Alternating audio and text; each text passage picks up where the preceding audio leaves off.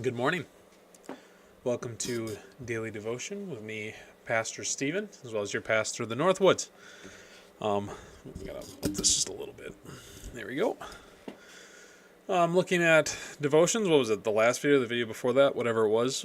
We changed it up and went to Our Daily Bread Ministries and that website there, in which you can do daily devotions. We get the booklets sent to our church, and those are a lot of really good stuff in there.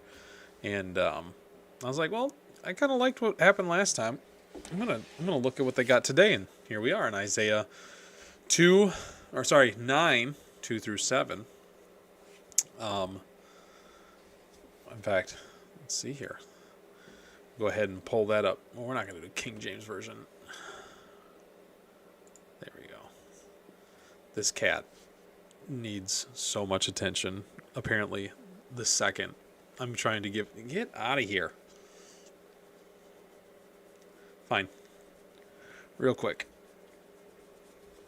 Yeah, that's right. There we go. Okay. Isaiah 9, 2 through 7. The people walking in darkness have seen a great light. On those living in the land of deep darkness, a light has dawned. You have enlarged the nation and increased their joy. They rejoice before you as people rejoice at the harvest. As warriors rejoice when dividing the plunder. My goodness. For as the days... Oh, man. Distractions. For as in the day of Midian's defeat, you have shattered the yoke that burdens them, the bar across their shoulders, the rod of their oppressors. Every warrior's boot used in battle and every garment rolled in blood will be destined for burning, will be fuel for the fire.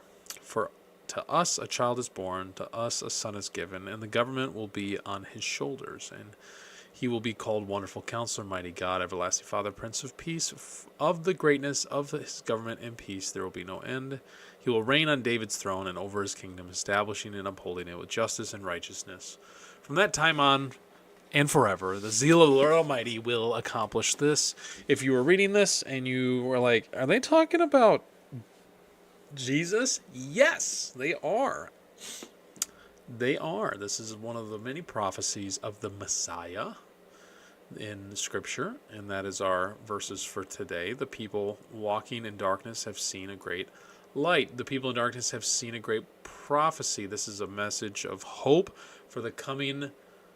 Well, for people reading in Isaiah, it was for the coming idea of the Messiah. For us, we live in a post-resurrection era, so the great hope is Jesus coming back again. And so, yeah. So we'll go ahead and scroll down here and look at today's devotional. The tugboat sank 20 miles off the coast of Nigeria, turning upside down as it fell to the seafloor. 11 crew members drowned, but the ship's cook, Harrison, found an air pocket and waited. He had only one bottle of Coke for provisions, and both of his flashlights died within the first 24 hours. I remember reading this story before. All right. For 3 terrifying days, Harrison was trapped alone in darkness at the bottom of the ocean. He began to give up hope when divers on a mission to recover dead bodies found him hunkered and shivering deep in the hull. The image of Alkeen alone in the dark for 60 hours is unnerving. He told reporters he still suffers nightmares from the horrifying ordeal. But can you imagine what he felt when he saw the diver's powerful lamp piercing the darkness? What joy and elation, what hope. The prophet Isaiah foretold how, when the Messiah came, all the people walking in darkness would see a great light.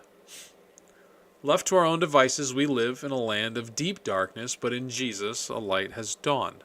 Christ is the light of the world, and in him we never again fear the darkness, for we have a light of life, John 8:12.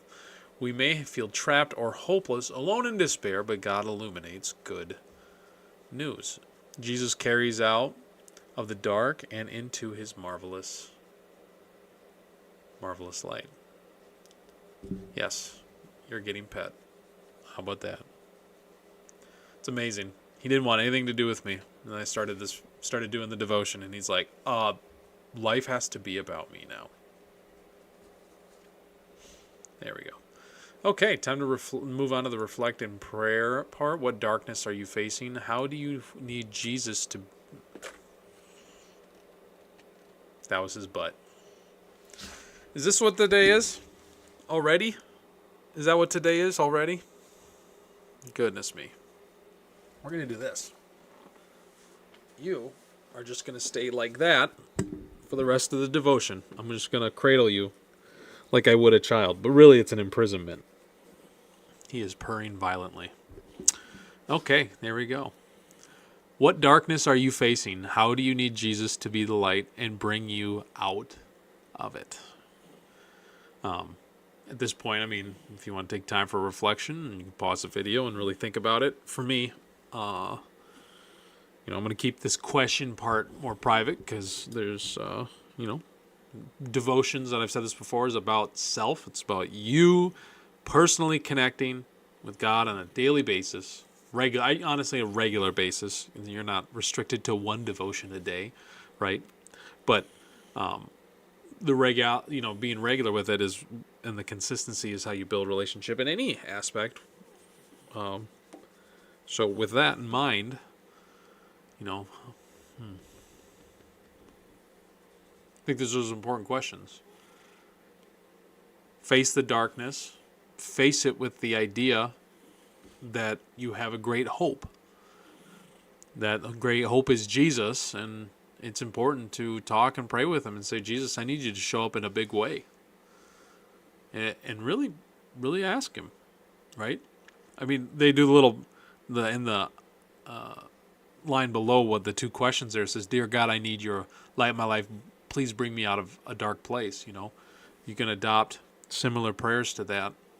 And I'm going to keep on scrolling down here to the... Is that all? There we go. Today's insights. Oppressed by the Aram Israel alliance, King Azaz of Judah turned to Assyria for help. God told Azaz he'd use Assyria to defeat Israel and Aram, but because of Azaz's unfaithfulness, Judah too would be punished. The punishment would be so severe that Israelites would be thrust into utter darkness. But God promised deliverance and restoration, starting with Zebulun and Naphtali. Naphtali? I think I nailed that on the first try. Lands of Israel's far north that had been ravaged by the Assyrians. Isaiah prophesied that there would be the birth of the Messiah. The people walking in darkness would see a great light. We've already gone over that one. 700 years later, Jesus fulfilled this prophecy as he began his ministry in that region. Christ, that great light, calls us to follow him. I am the light of the world. Whoever follows me will never walk in darkness, but will have the light of life. The cat's asleep. Wonderful. See, sometimes this is what we need. This is what devotions are for. So you can feel how this cat feels right now. Literally connected to me. And sometimes that's what I need from the Lord, to just pick me up and say, gosh, you're being annoying right now, but I'm just going to hold you close to my body. I'm going to let you fall asleep in my arms. And yes, I referred to myself in the third person as annoying sometimes, which I think we all can be. Oh, yes. Well, at least we can all admit that we have been before. So, all right. Well, we're going to leave it there as we close up today's devotion. This is a short one, but I felt very encouraged by it. There we go. Cat off of my belly.